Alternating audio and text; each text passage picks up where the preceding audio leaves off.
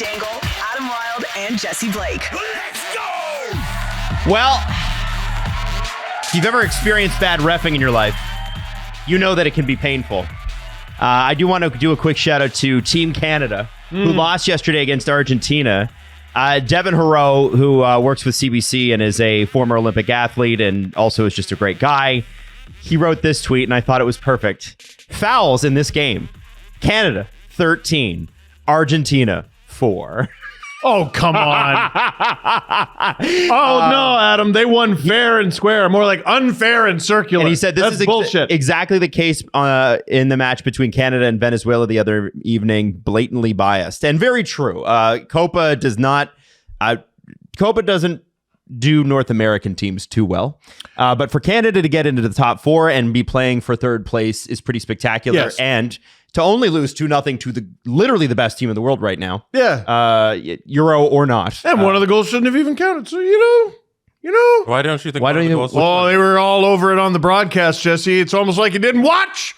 There should have been a foul called on Argentina just before the goal. Yeah, but then they didn't. Yeah, no, I saw that. I didn't know what reason you were referring to. Yeah. I thought you could have been talking about the second goal. The where it's offside. like, oh, he's offside. And I was like, Oh, no, he was onside. Here, I'm not going to claim to know the finer points of...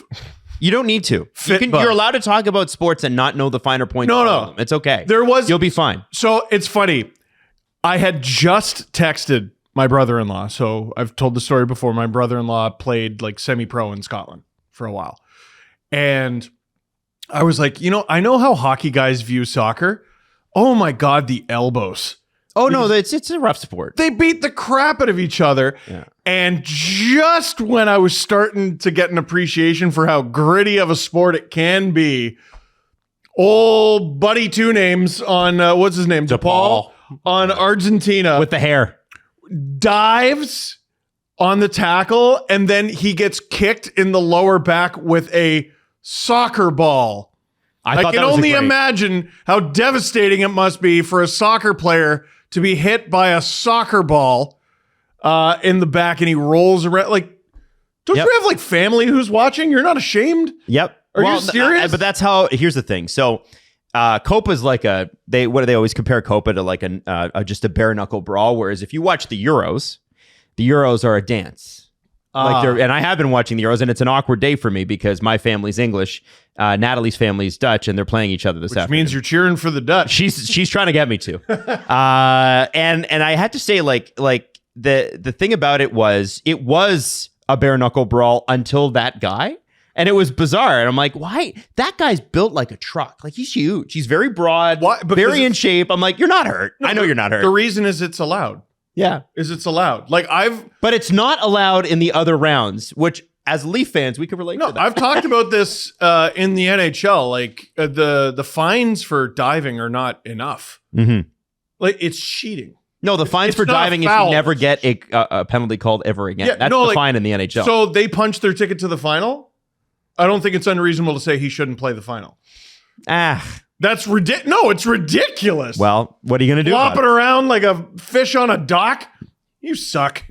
It'd be nice. I agree with Steve that it'd be nice if they tried at least to try and fix it. Well, I think it's interesting. It seems like they did try to fix it, but in a different way, Jesse. Because Canada is the reason Chile didn't get out of the group stage, and every ref last night was Chilean. Oh, were they? I just think from a rules perspective, because soccer's gone so far into technology, and I think it's really cool. You see how quick VAR is. You see any goal review, like everything's done with technology, and it's awesome. Why not just use that for guys who are flopping? Why not just say, hey, we can review if this was actually a penalty in this instance instantaneously, and if you flop, then it's like a free kick the other way, or you can get a yellow card, then you get 2, then it's a red, or something like that. You can watch it in slow motion. You can watch the whole sequence in slow motion in 10 seconds. We know that when DePaul got hit with a soccer ball in the middle of his back, he didn't get shot with a bazooka. Like, we know he didn't die in that moment, and that he's rolling around on the ground because he's being a baby, and you can look at that instantly and just make a call, give him a yellow. Yeah, more like DePaul bearers are going to have to come out onto the field and bury this dead guy because he's dead now. I like this conversation because it supports my very correct argument that linesmen in the NHL are superfluous at this point with technology. So how are you going to make this about you being right about I am right about it. What we were Look at the talking VAR. about. Look at the VAR on the second goal where they were like, oh, no, that's fine. It's not offside. Great. It was great. I was like, every sport should have this all the time. We could. What if we simply ignored it, though? It nips it in the bud, right? That was offside. Yeah. And immediately they go, no, it's not. Yeah, your argument's over. It's perfect. Yep. Thank you. I have a perfect argument. I appreciate it, Jesse. No, no more linesmen. Conversation. I don't know how that affects the NHL linesmen. Well, you know what? It's a stretch, but I'm going for it. This is summer content, my friend. Now, sportsmanship be damned. Bad luck in the final, Argentina. Big news for playing? The winner of Colombia, Uruguay. That one. So Uruguay was really good in the group stage. I watched them this weekend too. I watched like 4 soccer games this weekend because I miss hockey so much, and they were all really good except for the Panama game. Do they still have the guy who bites people? I don't know. I forget his name. I don't know. But anyway, that should be a good game. Either way, Uruguay or Colombia is not going to be a fun matchup for Canada. But if Canada ever gets a striker who can actually put one in, watch out. The head Jesse Marsh, the coach. Yeah, he went to the Sheldon Keefe School of yelling at refs. Oh, he sure did. Holy shit! Early and often. Yeah. Just and constant. Oh yeah. You know the thing to me, he's the standout of the tournament of the entire team. Like, it's not Alphonso Davies, it's not anybody else. It's Jesse Marsh, and he took the job 6 weeks ago, and USA Soccer passed him up to retain the guy who's been doing a bad job for them. And it's funny because Jesse Marsh used to be on television. And at one point, you can look this up, he said, well, I don't understand why he's making these picks or whatever for the starting lineup. And the USA coach responded to him in the media. And Jesse just lost out on that. And I think Team USA is kind of feeling a little bit silly Billy about their soccer program right now. One team went a little further. Oh yeah, absolutely. Okay, so let's talk about let's shift to the NHL here. Some news, some actual news, mid-July news. How about that? With the Toronto Maple Leafs. The Toronto Maple Leafs have lost free agent Wes Clark. No longer a Leaf. Wes Clark, if you don't know, and I don't expect you to if you're not from Toronto. And in fact, if you are from Toronto, I still don't expect you to. Wes Clark was the head of the scouting staff. He's notable for draft picks. I think people were attributing draft picks to him that were not fair, like Jersey was not under his staff. He wasn't the head scout until 2021. So we're talking about the guy he really seems to have hit on, although this player's never played in the NHL, is Easton Cowan. Right. And so because of Easton Cowan, that pick last year, Leaf fans have been really high on this guy, and they should be. Yes. This was a guy that strangely enough, former Sioux Greyhound. You're not worked on Dubas' staff with the Sioux Greyhound. You're not going to believe it. And he posted this really weird tweet. Now I can't play it because it's another podcast, but it was from the Lex Friedman podcast. And Lex Friedman, if you don't know, is one of the biggest podcasters in the world, but he's kind of the Horatio Kane of podcasting. I don't know who either of those people are. Okay, yeah. so did you guys ever watch CSI Miami? Yes. You know the blonde guy with the sunglasses? He's like the meme. Yeah, the meme. Know the meme. He's the meme. Lex Friedman is that guy. So one of them is real though. Lex Friedman is real. Lex Friedman real. Horatio Kane fictional character. Why is he that guy? Because here's what the interview clip says. It says, "Don't eat with people you wouldn't starve with," which is just another way of saying hang out with people you like. Okay. It's such a stupid.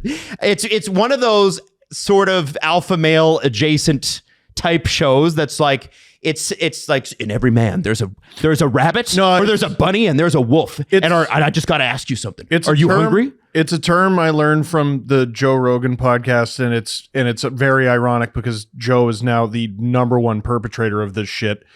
Is woo peddling. Woo peddling. Woo peddling. What is that? You're just peddling stuff that makes you go woo. And that's exclusively what he does. He's the biggest hypocrite in podcast. There was a tweet about Joe Rogan. I think it was about the UFOs thing like years ago where he had some UFO files guy. And somebody tweeted like, there's a person standing outside of Planet Fitness right now smoking a J going, That's crazy, bro. and so, you know what? He should invite on a Sandy Hook tonight. Lex is very, very successful, but it's such a bizarre thing to go with when you're Wes Clark, because Wes Clark's tweeted like 10 times in the past 4 years. And again, like I said, don't eat with people you wouldn't starve with. Again, just it's cool, man. That's great. But it was interesting to me because most of the time you get hey, thank you to my former team. I'm now leaving. Appreciate the fact that you gave me my shot in the NHL, which the Leafs organization did. Wes came in and I think 17 or 18, joined the staff, was not the head of it until 2021. The checks that Wes cashed did not say Kyle Dubas on them. They said Maple Leafs on them. Right. And so I just thought it was very, very interesting that there was no thank you to Leafs for giving me my first shot at the NHL level. I'm sure his resignation said that. But I think... I'm not going to trash the guy, but... I think it's a bit weird. I'm allowed to say that. It's weird. It's obnoxious. It's weird. Obnoxious. No, because I think what he meant was for it to be... He loves Kyle. Yes. And that's great. I meant, yeah, of course. Why wouldn't you? But it comes across as, I'm blowing this popsicle stand. And it's like, oh, okay, cool. Thanks, bro. Sure have a lot of confidence in the integrity of all the picks you just made. Right. It does feel like that. But what I will say is, and people were like, oh, this is a huge loss. There's an entire staff of scouts, player development people that work under Wes. Wes didn't go to every OHL game. This will shock you. He was not at every OHL game. Wes didn't go to every CHL game, every NCAA game. He didn't watch it. There's an entire staff of people that have built a good culture, and they come to a consensus pick based on what the team needs are as directed by the general manager. And when Wes leaves, it's just like when the last guy left. I think his name was Dave Morrison. They've had so much turnover. They will have somebody else who gets in and gets to be the next Wes Clark. There's no reason to freak out about that. Yeah, I'm not going to walk back all the praise that we had for Wes Clark like throughout the... Certainly not. I just thought it was a weird way to leave. And everything. It was definitely a weird way to leave. But like as much as I like how he did, I thought he did a good job with not very much. You know what I mean? Yes, he did. And he had all the resources in the world at his fingertips. I'm not saying that. I'm saying he was like the head of scouting and had no picks, right? So he did a pretty good job with those picks, we think, right? Early returns on those picks have been good. Easton Cowan and Fraser Minton and Matthew Nyes. The Matthew Nyes pick was a really good one. Nikita really good. Grabenkin is hopefully pretty good. Who's the goalie? Artem Aksimov? Artur Aksimov, but I don't think that was... You're saying 2021 onward? Yeah. I don't think that was him. He would have been on the staff, but he didn't pick that. Exactly. Yeah. We're just going to gloss over the 2020 draft, which was not great. He did a good job with not very much. But like you said, all the infrastructure and the framework and the staff, they're still there. Sure. So, is this a loss for the Leafs? Yeah. And he'll be replaced with someone who either learned from him or someone who is going to have the same staff as him. And he got a promotion, by the way. He's VP. Well, that's the only way you can leave. Yeah, the only way you can leave with jobs in the NHL is if they're going up. You can't really move laterally. They can't get you out of your contract. But like you say, it's a loss, but it's strictly based on the tweet and nothing else. It sounds like it's not, because you don't want people within your organization who don't want to be there. And it sounds like he'd rather go work for Kyle than be with the Leafs. So I'm like, it's not a loss. We can all move on from this gentleman. I don't want to put words in his mouth. Yeah, that's why I had to he put that out there, Steve. Right. I have a feeling it didn't come out the way he meant it, but the way it came out was insulting. I'll be honest. Why I had to are you a pizza or are you a mouth? Whoa. That's like, just fuck. I think it's important. Weird. I think it's important to preface like everything with it's simply one tweet, and you can't like take everything from that and extrapolate from the single tweet of a podcast clip. But it's strange you don't thank the organization on the way out. It's strange that your final move as Leafs in the player development staff is to talk about how happy you are to leave. And if anybody is leaving a company that I'm at and I'm like, oh, that you're just happy to leave, I'm like, okay, so then you shouldn't have been here. And then I'm happy this is good. Then I'm happy that we can bring in someone now who's a part of our team and wants to be on our team. So I assume they'll upgrade in some way. Well, it's you contrast Wes Clark's departure or social media departure with Sheldon Keefe, who literally looked like he was FaceTiming us from the afterlife. Yeah. He ran down. Yeah. The day he gets let go, he runs down to Etobicoke, goes to Lakeshore and films his little video. Like that's one way. That's one hell of a way to go out. Hello, Leafs Nation. I am at peace now.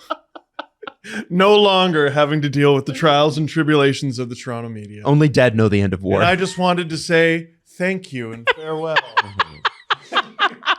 And he flies away. And he looks Jesse, like an angel. You guys are so right on that. And so listen, I think Jesse makes a great point. You don't want people here that don't want to be here. I think that I think you got your conspiracy theory hats on if you think that Wes is like, you know what, guys?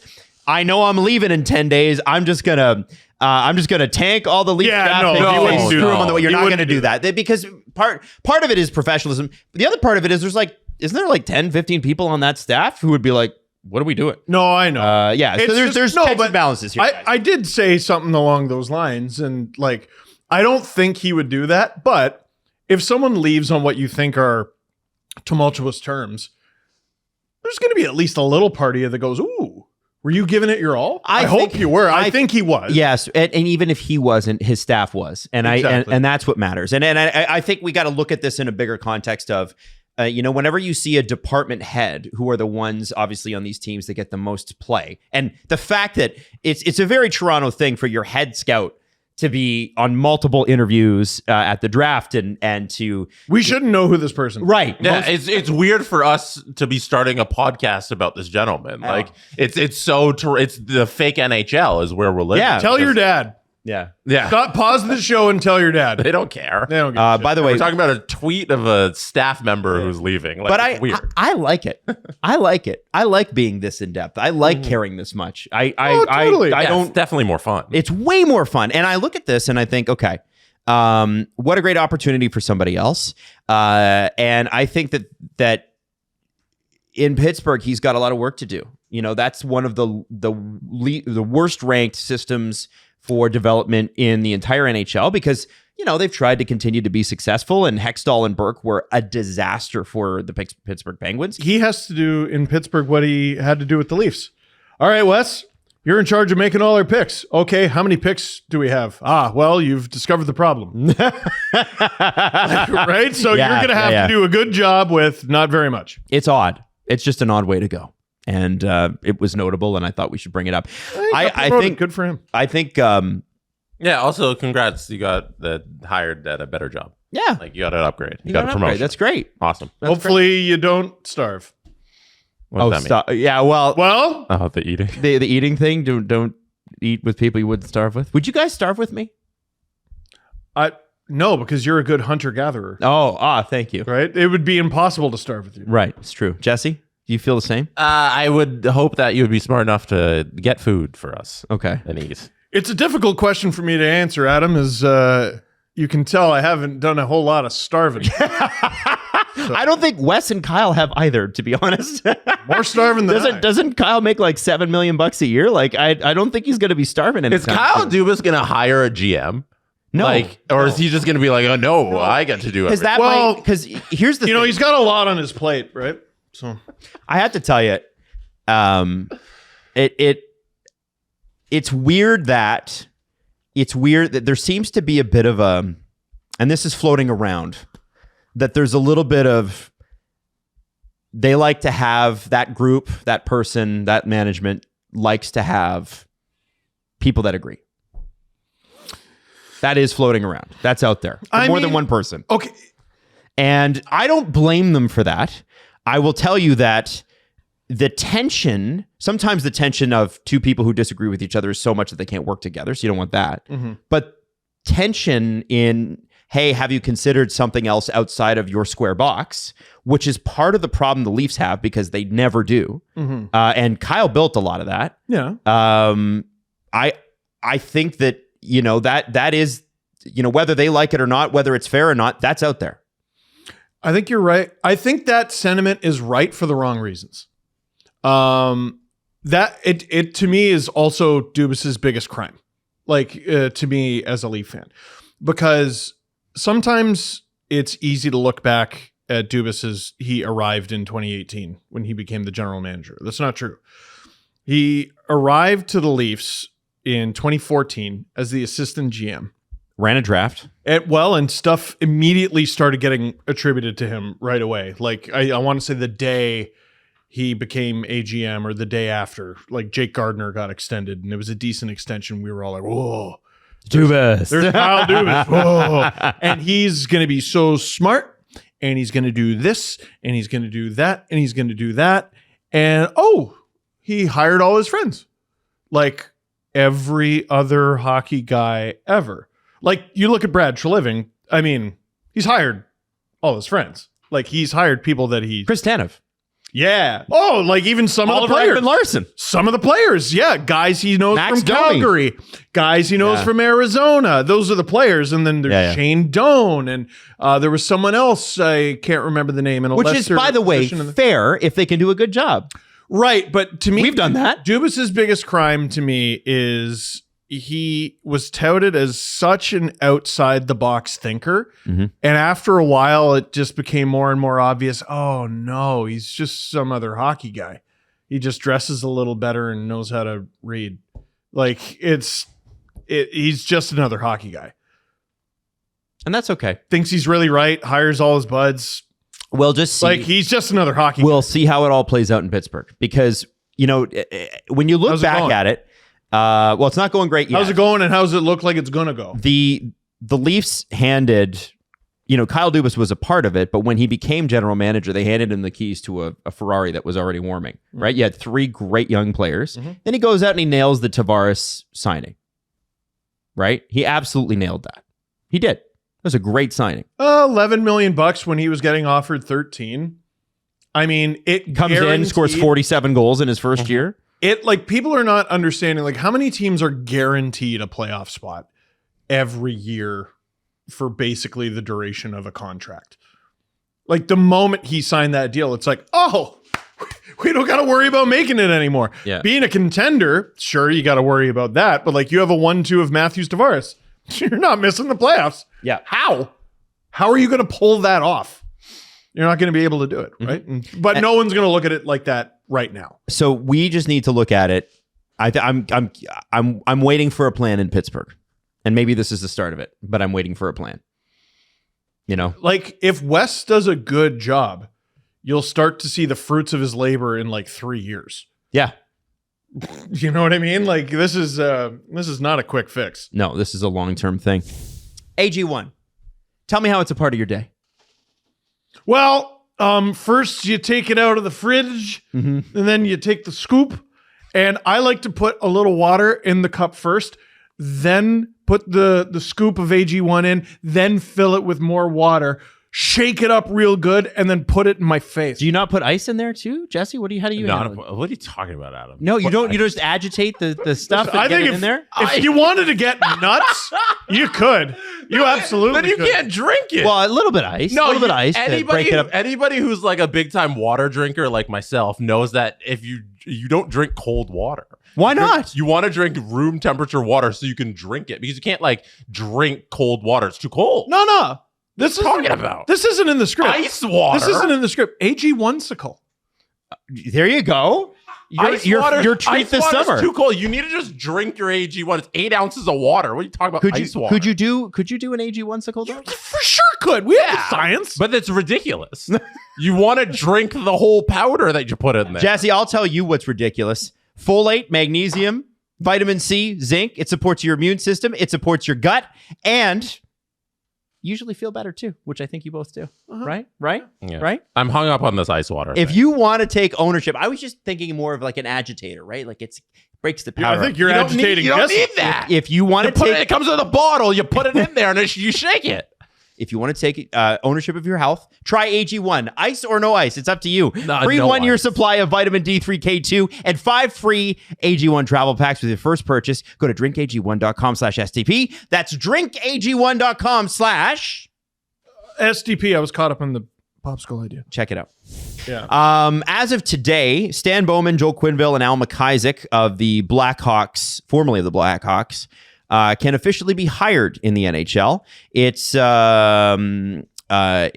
The NHL said this: while it is clear that at the time their individual responses were unacceptable, each of these individuals has acknowledged that they used the time away from the game to engage in activities which not only demonstrate sincere remorse for what happened, but also evidence greater awareness of the responsibilities that all NHL personnel have, particularly personnel who are in positions of leadership. Moreover, each has made significant strides in personal improvement by participating in a myriad of programs, many of which focus on the imperative of responding in effective and meaningful ways to address alleged acts of abuse. The league expects that they will continue this commitment in any future capacity with the NHL and or one of its clubs. Now, for a lot of people, that isn't enough.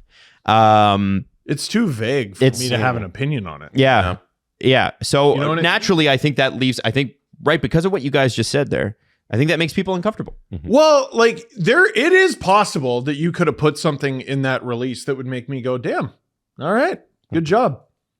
Yeah, welcome back, I guess. I don't know if I necessarily want him to work for my team, but all right, fair enough. That's just they did a good job. Yeah. Something about the people that were affected by this, the victims in the situation, would have been very helpful. Kyle Beach. I feel like it's very apparent that that's missing from their statement, and it should be in there. Yeah. Kyle Beach, Black Ace 1, and John Doe 2. Yep. And I look at this and I think about it's how the NHL runs things. As much as you guys are correct, the NHL doesn't want to be held to anything, because if they did put something specific in there, they don't want anybody going, well, that's not enough. They'd rather have everybody saying that's not enough. And which is how they left it. Oh, they don't give a shit what we think. No, they don't care what fans think. They don't care about anything. No. So just thought that was notable. Now on to better things. Do you expect those guys to get jobs? Yeah, yes. Bowman, I think, is going to Edmonton. That was rumored, and then there's kind of no follow-up. Well, I don't think Jeff Jackson, unlike Kyle Dubas with the GM search, which was hilarious, it lasted 3 minutes last year. I don't think Jeff Jackson wants to be the general manager. I think he wants to be the guy, because the general manager, it's a tough job. AGM, GM, tough job. You got to make a lot of phone calls. You're on meetings a lot. Wouldn't it be so much better to be like Brendan Shanahan, where the GM brings you, here's a potential trade. Are you yay or nay? Yeah, and that's the archetype of NHL organizations nowadays. It used to be the GM was, hey, I do everything and that's my job. But now the president is he's so involved in the hockey operations. It's the same formula they have in Vancouver with Jim Rutherford. Like he's running the show, but Patrick Allvin's the GM, and he kind of brings him. He does all the day-to-day work, and you do Jim the hard Rutherford stuff. Gets to sit back and be like, you know what, go move Brock Besser. The number one meme in Oilers Twitter has been that, like, Jeff Jackson has just had the best offseason of any Oilers GM in 2 decades from his living room, doing a job he doesn't want to do. And I don't think they're entirely wrong. I don't either. But part of me wonders, there's lots of people in the Oilers organization. Part of me wonders if they're like, you're actually quite good at this, Jeff, and we would like you to just continue doing it. I think he would push back and say, I can get an underling to bring me things. Yeah. You're essentially the executive assistant to the president now. Yeah, is what a GM is. It's interesting. And that's why, you remember Berkey's book, right? He was saying, if I was hired as a GM somewhere, I had to make sure I had carte blanche. Otherwise, I wouldn't take the job. Yeah, and that's how it used to be, where the GM actually ran show. And then now we've moved way far from that. It's interesting to me that 2 agents have become GMs in recent memory. Alan Walsh. Or no, 3, I guess. Because, Alan Walsh soon. No, Kent Hughes in Montreal. Mm-hmm. And this actually reinforces my point. Kent Hughes in Montreal. Bill Zito in Florida. Although he started... Wasn't Alvina an agent? And Emily Castonguay was. I think you're thinking about casting. Okay. Yeah. And now Jeff Jackson. Mm-hmm. So it's these 3 former agents. And I listened to Alan talk about, being an executive might be difficult because I wouldn't want to trade players.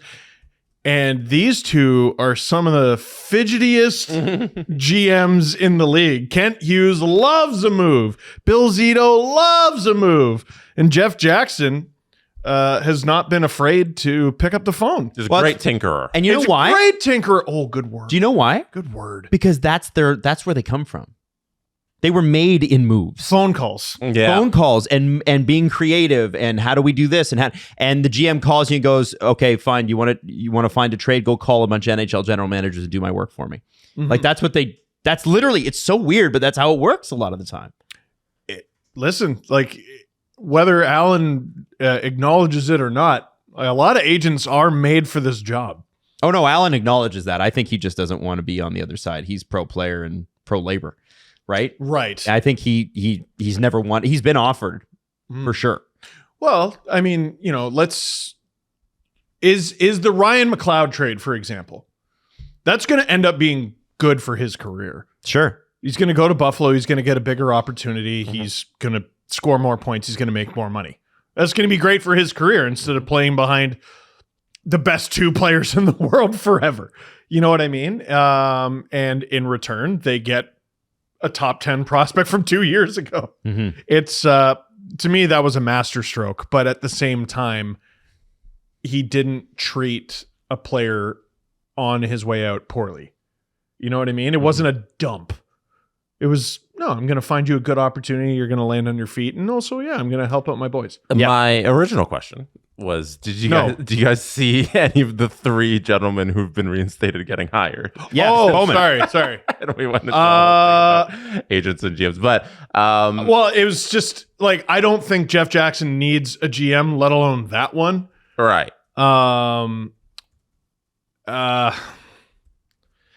I mean, yeah, I do see them getting reinstated. They're all going to work, guys. They're all going to be back to work, especially Quenneville Bowman in the next 6 months. Well, this is not. If you're on the hot seat right now, you're on the hot seat, and I'm sorry to interrupt you. No. Quenneville will be hired probably October, November. If he's not hired by, like somebody's going to get out to a shit start like the Oilers did last year, and they're going to have to make a coaching change. This is not an apples to apples comparison, but like someone was like, I don't know, let's give Babcock a try. Yeah. And they did. And I mean, the big difference is players just hate the guy. Whereas Quenneville doesn't exactly have that reputation with guys who have played with them. Until this story came out, his reputation was pretty good. Mm-hmm. And I think the difference is like, there's a potential piece of hockey history here. Like, I still think that email was way too vague. That release was way too vague. But like, this is probably the second best coach of all time. Mm-hmm. Who's better? Bowman. Original Bowman. Scotty. Yeah. Older Bowman. Yeah, that's it. Right? Like, and one day his name's going to be put before the Hockey Hall of Fame committee. And they're like, and he'll beat McGill in the end. Yeah, what's match fixing between friends? And they already, we got Colin in. We got Joel in. I don't know if the NHL realizes how awkward this is for everybody else in this situation, because like, if Joel Quenneville gets a gig and everything, like first question from the reporters should be about this. There's another story that I'm aware of. It's not similar to this one, but it's, I don't know. Unfortunately, I have to be vague about it, but it has given me new insight into how absolutely terrified hockey players are of rocking the boat. I don't think anyone's going to say shit. The media will, though. No, I'm talking about the media. Oh, the media. Well, Yeah. I think the problem, here's the problem I'm having today is how am I supposed to have an opinion when you gave me nothing? Yeah, that's what I'm trying to point out here. It's so okay. They're back, and then what happened in between? They that's the point. Sit at home at vacation for a little bit. That's the point, though. They don't want you to have an opinion. And what hurts, what I would like. Why do you think it's July 9th? Like it's awkward. July 9th, July 10th. They're releasing this info. What do you think? Because people don't give a shit. Because the news don't. Everybody, all the media is on vacation. Yeah, they're on. LeBron's already done his cottage tweet. I would like the media to, like, if you pay a little bit of attention, a lot of the story falls apart. Like, and I'm talking a minimal amount of attention. What story? Quenneville, remorse. Family members on Twitter, he didn't do anything wrong. Okay, so which is it? Well, I don't think I need to know. I don't know. I don't think that's. I don't think it's. And I'm not trying to take away from your point here, but I don't know if that's relevant here because, of course, family members are going to do that. Yeah. His remorse is 1,000% relevant. Okay, but the reality is, Steve, you're not going to get that.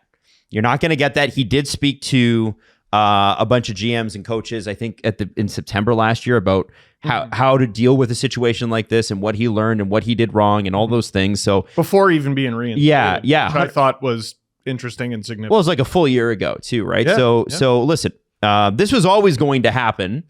The NHL is going to be like this about it. I'm not sure. It never. When he spoke a year ago and still wasn't reinstated, I don't think the point of speaking was guaranteed. I thought there was a chance it would never happen. Yeah. I didn't think it was always going to happen. Me too. I thought he might have been done. And because I thought there would have been something clear that demonstrated why he's back. And we never got to that situation. So I never knew if he was going to come back. And so it took me by surprise. The speaking to the other coaches, I thought was, okay, here we go. Here's his path back. And then he wasn't reinstated for another year. More than, I think. And at the time, okay, maybe he won't be back. And if you remember at the time when we talked to people, and we did talk to people, just so you know, a lot of people said, yeah, not sure he ever gets back, even though he did this talk. People told us that. So I think it's like, I people are going to ride for their family members. Like I think that's a side issue of people riding for their family members, and of course, and hurting their public perception. I don't know if that's surprising though, and I don't think that has anything to do with the NHL part of it, Steve. I don't think it has anything to do with the NHL though. That's fair, right? And that's what we're talking about here. So I think the point of, and I think the goal of this was to keep it so that you don't have an opinion on it.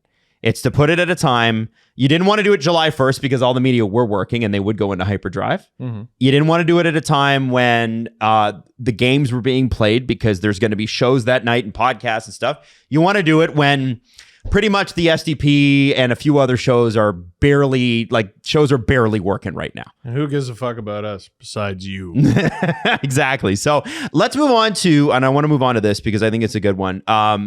The NHL did do a good thing. There's a lot of concern about, and this is a completely separate issue, by the way, a lot of concern about what the jersey is going to look like now that Fanatics has taken over. I know that they're working it out of Quebec. I know it's the same staff. I don't really care about that. To me, it matters what kind of material are they going to use. That's what matters to me.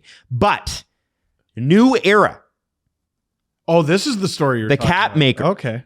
The baseball hat maker has signed a multi-year agreement with the NHL to start producing caps and apparel for 32 NHL teams.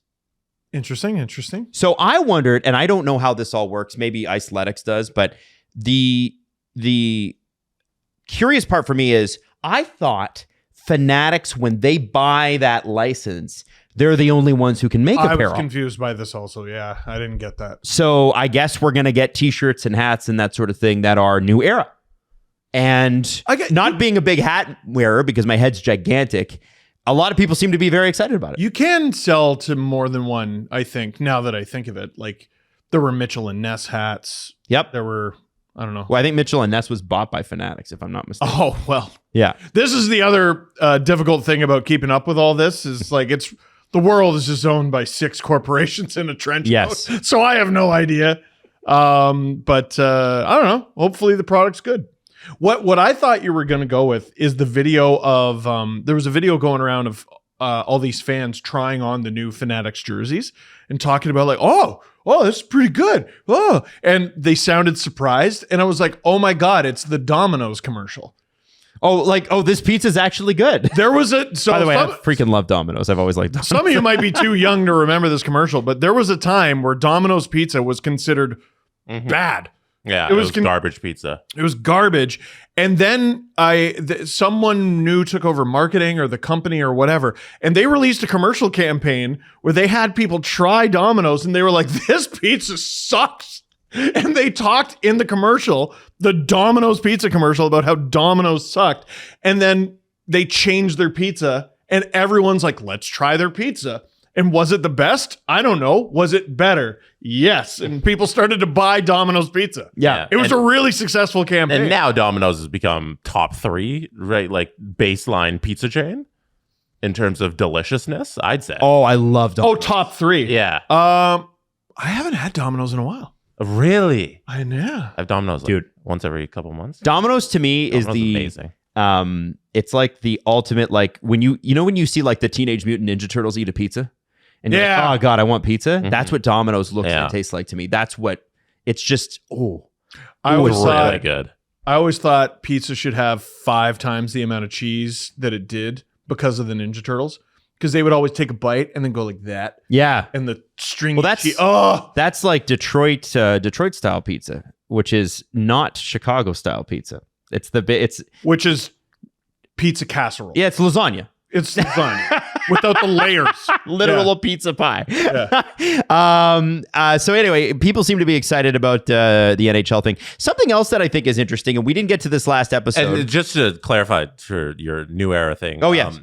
Fanatics' deal with the NHL is they're the on-ice uniform authentic jersey supplier. Okay. So they have the exclusive right to produce on-ice jerseys and anything that's, I guess, technically off-ice jerseys as well. But so the NHL has the right to sell other merchandise to other organizations. I love that because some of the Fanatics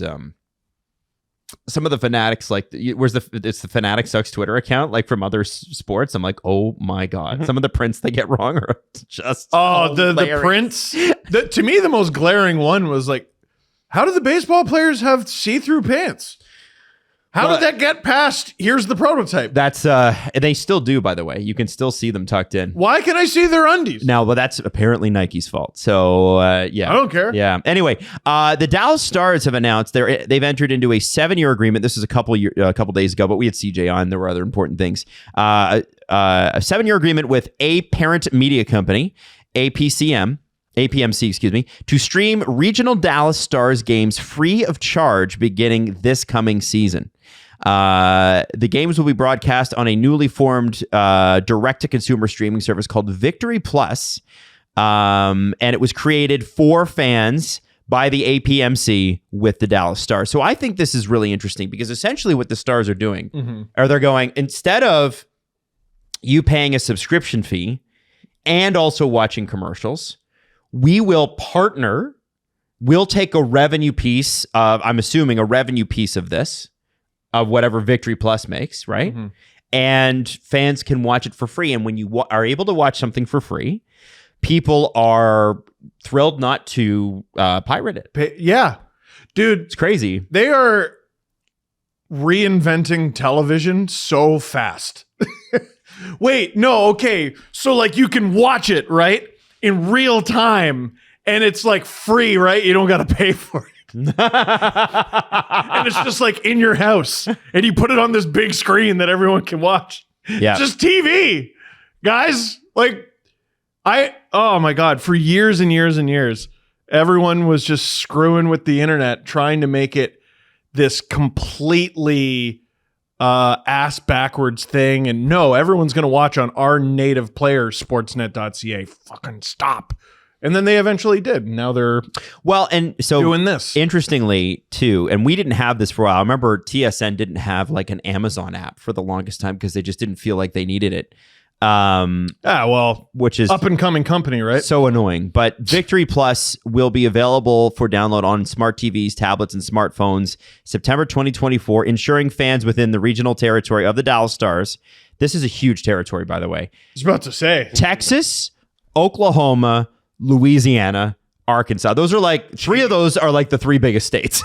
They're huge. Their regional area is enormous. Texas alone is preposterous. Wow. Yeah, you can enjoy you can enjoy content whatever your preferred device, which I love. And it will be free ad-supported streaming service, making it accessible without barriers and enhancing the fan experience with low latency feed and high ad fill rate for superior viewing experience. Meaning, so here's the problem in Canada is when you buy, instead of buying cable, if you buy one of the app subscription services, you're getting it in like a 720p feed. Whereas if you have cable, as Jesse pointed out, you get it in 4K or you get it in at least 1080. Oh yeah. Yeah. And so they're actually going to be like, hey, we're going to give you good streams and they won't freeze that much. We don't think. So how about that, right? High quality, live, free. There's going to be commercials so you don't got to pay for it. It's TV. They reinvented TV. They did. It took them till 2024, but they made TV. We figured it out. Good for you. Yeah. Now, wait till you hear about my idea for this building where you can get free books.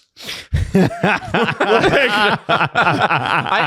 finally here. It's funny. I'm shocked that they went all the way with it. Like they made it exactly what you would imagine in your mind. TV. Like, it's not even like, hey, we're gonna send you the over-the-air thing in your mail, and then you can do that, because I know some teams have tried that before. Yeah. Or it's like, hey, you got to pay for it. No, it's literally an app like Netflix that's gonna be just for the Stars games.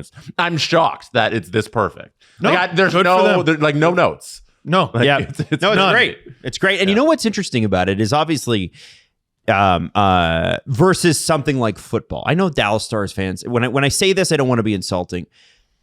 Dallas Stars fans there are many, they are passionate. That's been a great fan base basically from day one. Never been any issues about the Stars leaving or not selling and not getting gate, even when they were kind of bad. The Stars throughout their history are one of the more successful teams winning percentage wise. They're an incredibly well-run franchise and have been for a long time. They haven't really been bad for like a sustained period of time. But versus the Cowboys and things like that, you can still say, oh, the NHL is a bit of a growth market. And what I found interesting is they took what we loved so much last summer about what the Phoenix Suns were doing, Matt Ishbia sending antennas to people's houses going, here, you can get it for free. He should have just made an app. He should have just made an app, Jesse. Yeah. He should have just made an app. And I wonder if this group, this VictoryPlus group, are using Dallas as an opportunity to go to other markets in other sports to go, hey, we'll just do it for free. It'll be ad support. It's going to be super cheap to run. It's and TV. you need to make, in Canada, that doesn't make sense because people will pay a subscription to watch the hockey game. Maybe in certain parts they just won't, or a certain amount will, but it's going to be hard to reach new audiences because it isn't free. The NHL, like one of these years when all the TV contracts are expiring, the CBA can be negotiated or whatever nonsense needs to be done. They just need the F1 app equivalent of NHL games. Like the F1 app right now, if you're a Formula One fan, it's the most perfect way to watch Formula One. That you get everything on this friggin' app that's in your phone, and it's very cheap, and you get to watch every race, and there's a bunch of alternate views as well of every, there's alternate commentary of every race, and you get all of this extra content as well. I don't know why a league like the NHL can't have an equivalent just exist and have it cost a shit ton of money, because it should. And if you're getting every game for free and all these alternate content, like it should cost a lot, but just make it available for people to buy. Jesse, why are we getting this? The VictoryPlus thing? Why are because we getting this? Bally Sports went bankrupt. Exactly. And look how fast we got it. Hold on. Bally, though, still exists and will continue to exist. Amazon now owns it. Right. But his question was, why did we get this? We got this because that old model didn't work. Bally Sports had 70 of the 82 games in the first round rights to Dallas, and they went bankrupt. So Dallas got their rights back, and they built this app. The technology has existed for a long time. It's just these giant friggin' monoliths had to crumble and die. And then all of a sudden, innovation happens quickly when there's a need. Here's an app. All the free. things, it's just TV. Jesse, can you go back through what you just suggested for a sec? What was the NHL has what the F1 does with their app? Right. Yeah. Do you know that the NHL did? They had right up until 2013, I think. They had it. NHL they had it. TV? Yeah, you could watch every game all the time. Yeah. You just had to pay like $250 each. I remember they had I had the app on PlayStation 3 or whatever. Yeah, I could watch it on Game Plus or something. Or PlayStation 4. Whatever it was called. But it was. They had it. No, they had it. They had it at one point. They were just like, no, let's not. What if we didn't? What if we just grift so hard? You know what's crazy though is if you did have that, being able to access a local VictoryPlus stream would be worth it to me. If I wanted to watch a Dallas Stars game regionally, why can't I watch it if it's going to be free anyway? Why can't?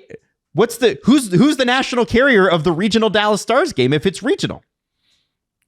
You just did I just blow your mind? Yeah, you just. Why can't I just watch it?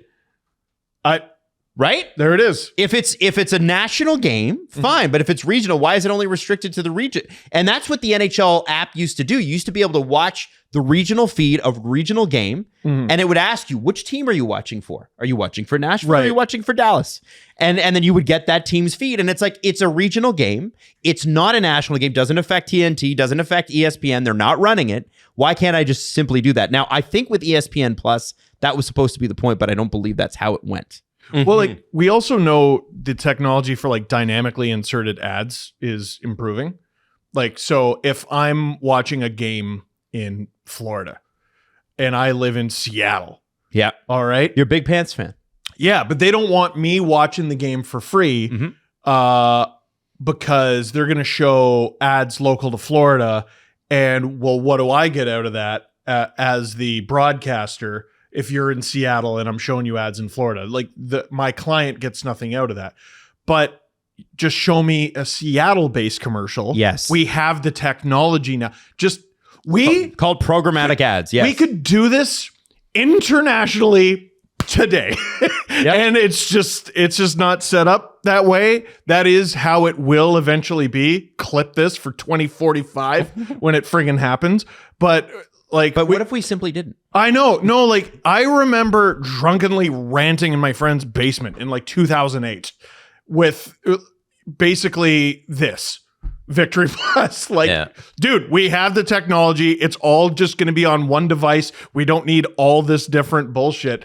And then sure enough, it only took, 16 years for them to reinvent television. Adam, I'm glad you brought up NHL Center or NHL Game Center because Game Center, NHL Game Center Live was like what I just said about the F1. It did exist. Like, it completely existed. It did exist and had its own content too. And it still does in some international markets. So NHL Game Center Live was launched in 2008.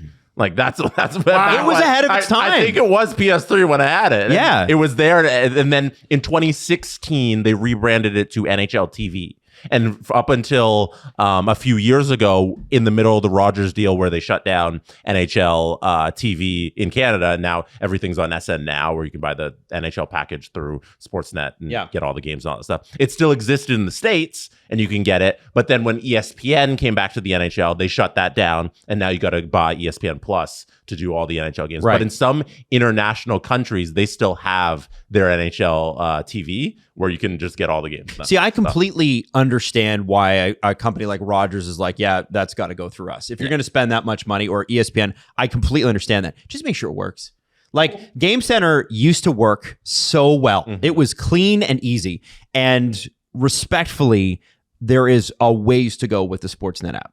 And why are you saying it respectfully? Oh, no, I think it should be respectfully because you pay for the product and it doesn't work. It doesn't work as well as I'd like it to. And so all that said, anyway, I want to move on before we get to the press conference. Just one quick note. Sure. I'm going to bring up the name Alex Merulo. Why? Sahara Bets. The Merulo Sportsbook, according to Leah Merrill, who is the host of Phoenix Hockey, is officially discontinuing.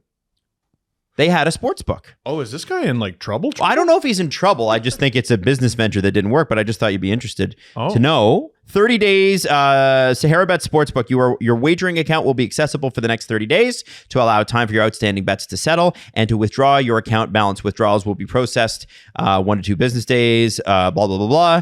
But I think that the reason that Sahara Bets is shutting down, and this is just completely my guess on this, is the idea was sports team, so NHL sports team, AHL sports team, betting, some sort of, use those teams to promote your betting app, right? In arena, on TV, whatever it is. We talked about that like when he was rumored to be buying the team. And create a whole environment that's a wholesome business that way. And then hopefully, I would imagine, if I were him, I would want to buy other sports teams in the area. Like when he bought the Coyotes, had he had the capital, he probably could have bought the Suns too. Because that owner was forced out like a year later. Right. And so I wonder if the Sahara Bets thing is just because, hey, we handed back the NHL license. Yeah, we own the Roadrunners. We're moving them to Nevada, we think. in a few years, there's really no point to hold this betting license anymore, which are very expensive to hold. Right? Damn. Because he was going to do a casino as a part of that fan thing. District. Yeah. It was hotels, casinos, condos, houses, and sports arena. The whole thing. I think the more things that come out about Merulo, I think it's just he doesn't have the money to do these things, or the influence to do these things, or the trust of the people to do these things, and it's better he just goes and does other things. Yeah. You made your money. Yeah. Yeah, just go be rich. Go do something else rich, you know? What are the things maybe you go rich back guys to Nevada and build things there. You ever heard of a boat there, Alex? It sounds like the Arizona area I'm speaking about specifically. He just needs to get out of that business. This whole Arizona debacle could have been solved if, like, 10 years ago, someone got him a fishing rod for Christmas. They already would be back had they had Gary not sold to them. Yes. Yeah, somebody competent owned the team, yeah. And as soon as a billionaire, and there are a few in Arizona, emerges and goes, I want a team there, the NHL is going to do it. So, and by the way, they're going to do it the same way that Merulo tried to. There will probably be a sports book. There will be a center for bars and restaurants and entertainment, and all that's going to happen. It's just with a different dude. And I think, Jesse, the key part of what you said is A, money, B, trust. Yeah. There wasn't the public trust. There wasn't the financial business trust. When you're not paying your taxes, governments don't like that.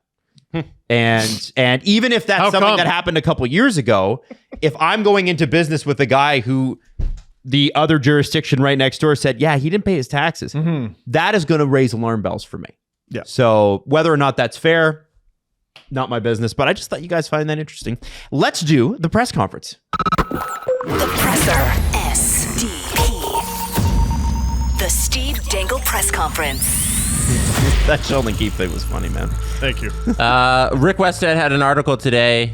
I'll read the first couple paragraphs. Former National Hockey League player Greg Johnson, who played 14 seasons in the league, has been posthumously diagnosed with CTE, the brain-withering disease linked to repetitive brain trauma in contact sports. Johnson's family and the Concussion Legacy Foundation disclosed the news Wednesday in a joint statement 5 years after his death by suicide.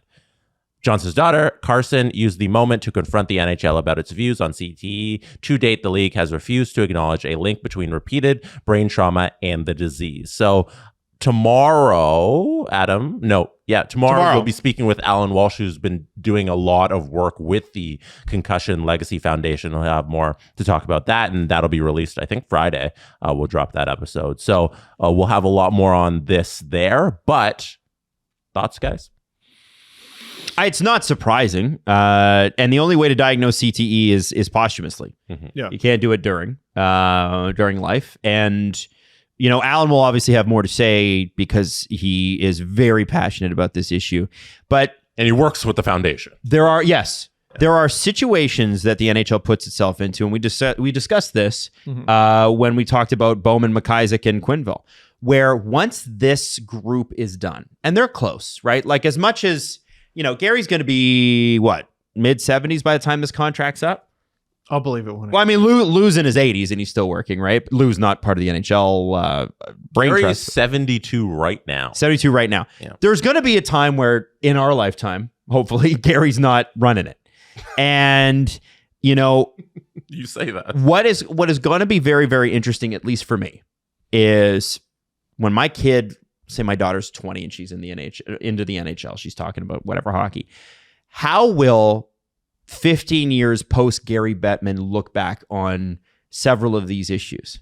Now, there is a business case in the NHL's part to ignore the CTE thing, but it's become so ridiculous, so cartoonish at this point that you go, they're really only doing it to high five each other. What do you mean there's no link? What are you, an asshole? What do you mean there's no link? Yeah. Yes. Interesting. Yeah. This is what, I just can't respect this person. I think that's a fair point. I know he's a lawyer. I know he's doing his job. Your job fucking sucks. And you've chosen to do it since 1993 and you're still doing it. And you're a liar. You're a liar. Mm-hmm. Oh yeah, there's no connection. Fuck you. Can't stand him. But he's paid to lie. And if they acknowledge that, what they believe is they open themselves up to a ton of lawsuits. And it's interesting because I believe the NFL has the NFL, which is the center of it all when it comes to CTE. Yes. There have been 200 plus athletes that have been tested posthumously. Oh, most of them have CTE. The documentaries on the NFL is insane. But let me say this: there's not some flood of legal work that has followed them. Like they get sued, but it's not like you hear a bunch of concussion lawsuits being filed against the NFL. Mm-hmm. I don't know why, but that's the only reason at this point that I can think that the NHL is being so pompous.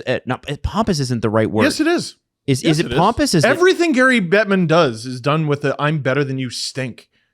He's an asshole. He's a disingenuous asshole. Let's call him what it is. Okay. He's a disingenuous asshole. Gary, there's no connection. So I tell you what, you go to the office a lot, you go to a lot of meetings, you go to a lot of games. There's no connection. Open every door with your head. Everywhere you go for the rest of your life, open every door with your head. There's no connection. It's the hardest thing in your body there, Gare. Open everything with your head. Mm-hmm. Everything's fine. Don't worry about it. Jesse?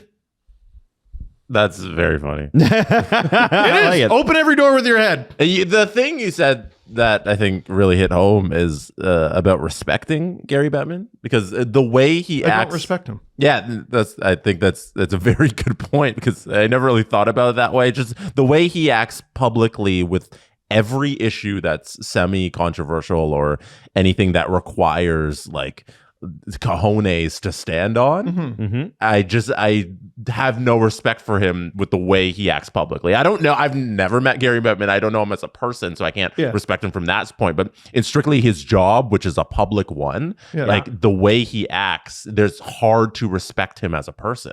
It was interesting reading Brian Burke's book, talking about Gary Bettman. There's a whole chapter called, I think it's called Gary's League. And he talks about Bettman being the smartest man in the room. And Berkey would often have to be like, Gary, you got to slow down. No one here is getting this. Like, he's just miles ahead of everybody.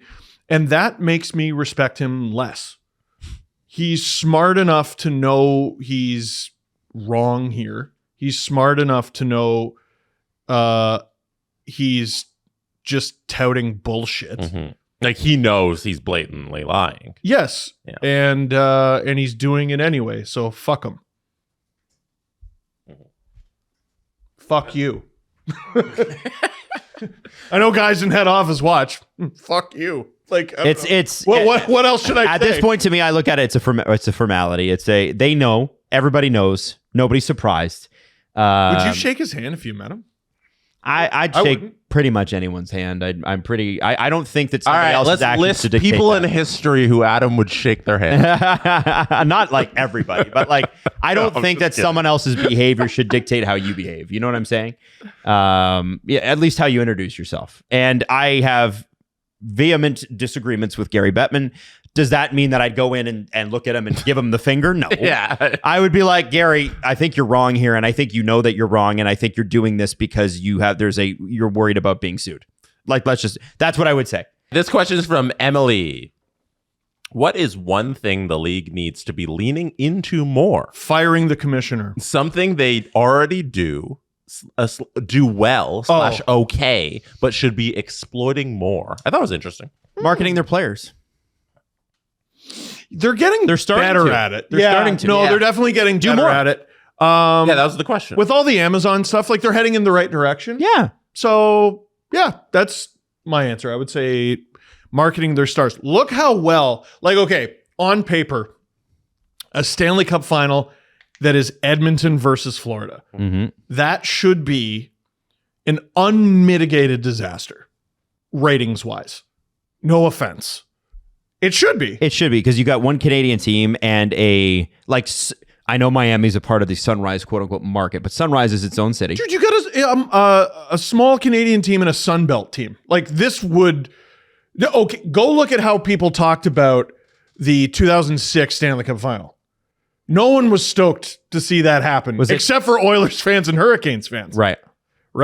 But Connor McDavid, And kind of underratedly, like people don't talk enough about how big this player's profile is. Matthew Tkachuk. Oh yeah, guy was in freaking huge, People magazine. Yeah, last year. Yeah, right. He's got a huge profile. So stars matter. Mm-hmm. Like the numbers did well despite the size of the markets involved. Stars matter. Yep, absolutely. So that's what I would say. A Merritt Bank where the Florida Panthers play is also like an hour away from Miami. So like I don't even count. It's a small market team, right? It's Sunrise, Florida. Yeah. It wasn't even until recent years people started like saying Sunrise all the time. It's just Florida. It's just Florida, and you're like, oh yeah, Florida's Florida's big. a big place. That's a lot. Yeah. Well, it's like saying the Ontario Leafs and they play in Campbellford. Right. Like it's not. Ontario's a big place. Yeah. It's not the same. They play in Sault Ste. Marie. Yeah. One thing I would hope the NHL leans into more is NHL EDGE. Like it's a great start. Yeah. I'm so happy you're tracking all this data. I'm so happy it's publicly available. It's just the way you are disseminating it to the people is stupid, and you need to fix it. Because any way you're trying to sort and use this information, it's unusable. So there's no point to the data. But if you fix that and just allow us to sort it by player, I'd love it. Mm-hmm. So yeah. fix that. Let me know who the slowest player is so Or I the can not fastest. care about it. Or the fastest. I can't even know that. What if we find out something impressive? Right. Like, it's Wow. just so silly. That'd be crazy. All right. Next question comes from Tim. That ties into the conversation we just had. When should Bettman retire? Today. Who should replace him? And what will it take to change overall culture of NHL in regards to how it handles controversy, accountability, and for actions? So I think we kind of touched on Yeah, that. the NHL is going to do what makes sense business-wise, and you're never going to like that. Do you see Gary retiring? I think that's you know what I see? Maybe at the end of his current deal. I don't think so. I see. Oh, fuck. He seems like one of those guys that's going to hang on with his nails, right? Like he. I think that it would. I thought there was a time that I thought, okay, this Chicago Blackhawks thing could spiral out of control for them. No, he got a 5-year extension out of it. Yeah. So I think what would it take for that to change, man? Like a different set of owners. Yeah. Like, they're the ones that hired him. Like I don't know. They pay him. So your question, like, should he retire or when should he retire? That's an interesting question. It's a little easier to answer. I mean, he's 72. His deal expires, I think, when he's 75. Yeah, I want to say 3 more years. That's a reasonable time to expect someone to retire. Who should replace him? That's a really good question. Yeah. I think there's. I have heard it's not going to be Bill Daly. Oh, yeah, I have also heard that. Yeah, I have heard it's not going to be Bill. Well, it's just like Gary Bettman's, it's like Robin takes over the Batcave. Yeah, that's what I'm afraid of. Yeah, I don't think that's going to happen. Okay, good. No, Robin takes over the Batcave if Batman was just responsible for evil. If Batman was the Joker. Like there are plenty of hockey people who are, forward thinking and interesting and would have good ideas. But then what was the third part of that? Accountability and change. Like when are we going to see that? Oof. Yeah. You sunk my battleship. You need 32 ownership groups who have for years thought Gary Bettman was doing a good job to hire someone not like him. And I think we might be screwed. This is from Tom.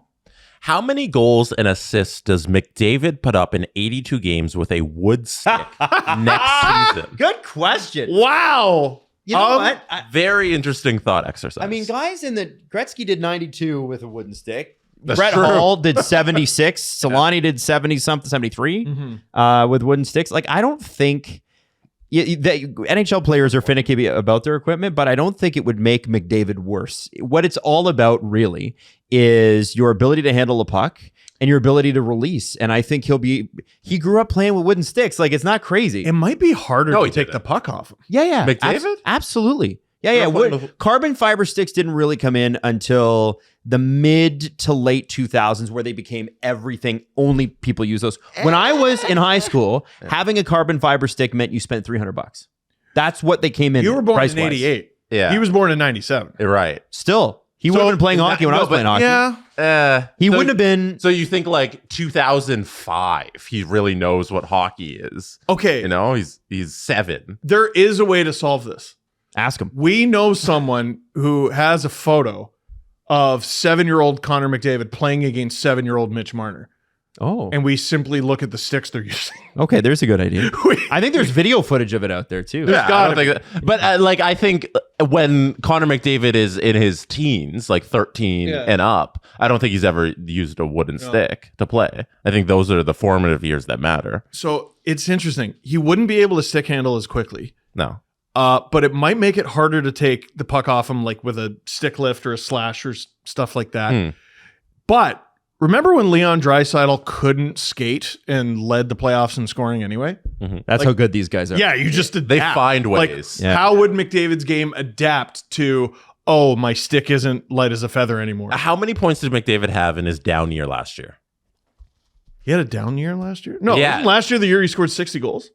No, like this past season where it wasn't like McDavid didn't go crazy. He had 132 points. That's his down year because the year before was 64 goals, 153. Year before that, 123 points. You know, I think that's actually the second highest total of his career. But he put up 32 goals, which is amongst the lowest of his career. So it's kind of a down year. Yep, that's like He broke 100 assists, like third guy ever. I think he's still going to do that. Like, I think he's like McDavid is going to take all training camp to adjust if he's doing it. Yeah. And then maybe, you know, because the games are better in the regular season than the preseason. What a surprise. Maybe it takes him 10 games to figure it out. And then he's Connor McDavid. I think Connor McDavid puts up more points than he did last year with a wooden stick than he does this year because he started off slow. He missed a couple games. Oh, that's right. Forget the wooden stick. McDavid surgically repaired his knee without the surgically part. Yeah, he rehabbed it. He just fixed it. I think he still cracks 100. I'd say 140. 140? You think he's better? Yeah. I think he's only getting better. I agree with his trajectory going up, 140 points. Also, the goals thing. Gretzky, the year he scored 92, was not the same year he set the points record for 215. I believe he only had 52 goals that year and just put up like 160 assists. It's crazy. Something stupid like that. So McDavid kind of had a year like that. Yeah. Except less mutant. He gets into that assist record territory where third guy ever put up 100 assists and not even his highest point total, not very low goal total. He's a mutant. Like, there's no doubt in my mind he has a million bajillion points and leads the league in scoring with Nobody's a wooden stick. Close. I hope with the final few years of Crosby's career, we're able to appreciate like what an all-time great Sidney Crosby is. But then when we go through his accolades, we start side-eyeing McDavid's and go, holy shit. He's catching up quick. Yep. He like these two Mount Rushmore guys might be playing at the same time. We don't know. Different conversation, but if you silo off Austin Matthews in just a greatest goal scorers conversation, he's ahead of Ovechkin. Like, when do we start the conversation? Like, how long does Matthews keep it up to where we're like, oh, he's one of the best all time. He's ahead of the current soon-to-be all-time goal scoring leader. Yeah. I think that's going to be a fascinating one from this generation too. It's worth mentioning, a few times a season if he's hot, and then I think you evaluate it when he's 30 and you go, you might do it, or we laugh about, no, Ovi's just that cracked. Like, he's ridiculous. Even if Matthews doesn't have the longevity that Ovi has, at his peak, he was better. It's an interesting one. I wonder how the era adjusted stats are going to look at that. Ovi still probably breaks that record because it's been harder to score for the majority. Because Matthews was scoring 40 plus in shortened seasons where goal scoring still was not up. Yeah. The amount of games Matthews has missed because of like pandemic. That too. But like, you look at Ovi missed all those games as well. Yeah, no, Ovi has that exact same thing. And the lockout. Yeah. 2 of them. Yeah. He missed the first full season of his career. Yeah, no, that argument doesn't work for Matthews because Ovi's missed so much more of it. Yeah. Ovi's missed like 150 healthy games. It's crazy. His first full season. He should be the record should be in his rearview mirror already. It's nuts. We could make the show 2 hours just One doing more? this. This question's from Jaw_SX. Will the Devils win the Metro? And then he says yes. Nah. No, what are your thoughts? I'm more interested in Jesse's thoughts because Rangers are in there. Yeah, I'd say it's Rangers, Devils, Canes, I guess, a top 3. That's what I'm going with right now. They're going to be really good. I think they're going to make the playoffs. But you're asking... This isn't a conversation of who's better. Like, who's going to win a series. You're asking if a team who didn't make the playoffs last year is going to pass the reigning President's Trophy winners. And that's just not something I can reconcile. No. So, like, I think the Devils are going to be extremely good. Win the Metro? No. Interesting. I think, I certainly think it's possible. And the reason I say it's possible, the Devils, Columbus might win the Cup. You're asking for a 40-point swing from the Devils, right? They finished with 81 points. They were second last in the division last year. But we got to remember how great this team was just the year before. And we know injuries and bad goaltending can sink you, and it did. I look at the Devils, and I go, I actually think this is a team that can. Because you're going to get points back from a couple of teams here. I don't think the Flyers are going to be as good as they were. I think the Flyers skated on a bad division and were in the playoffs because it was a bad division. I don't think anybody's going to dispute that. They're maybe the biggest goaltending wild card in the league. I think the Hurricanes have a few points to give. They finished just 3 points behind the Rangers, and I think that those points. There are people who are Carolina fans, and I appreciate you. But I'm going to say something you're not going to like. They're like, oh man, we got Sean Walker and this and that for tidy business. Like, Carolina took a definitive step back. Doesn't mean that they're not going to make the playoffs, but they are not, to me, a contender for the winner of that division. If Carolina cracks 100 this year, that'll be a great season for them. And that's 11 points less. That's 11 points less. Whoa. That's a difference of 4 wins, 5 wins. That's not crazy. Not an unreasonable drop. I'm going to put their number at 103. And if the Devils are more competitive against the Rangers will have points to give. So I think it's entirely possible, but I'm not going to be like, yes, it's definitely happening, because Rangers are great. See, you're doing the, they get a few points from this team and this team. And that's how I used to do it. And now I just kind of go, fuck it. 4th. Because it doesn't matter. 4th. Anyway, so we got to record our VIP next here, guys. So we're going to wrap the show. We do. But we are going to be back. Obviously, we get the VIP coming out at midnight on Thursday. And then next week, Monday and Wednesday again.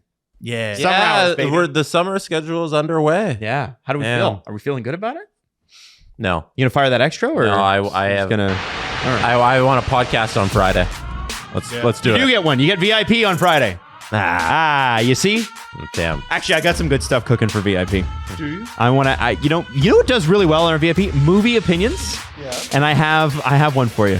A new trailer came out yesterday. I want you to check out.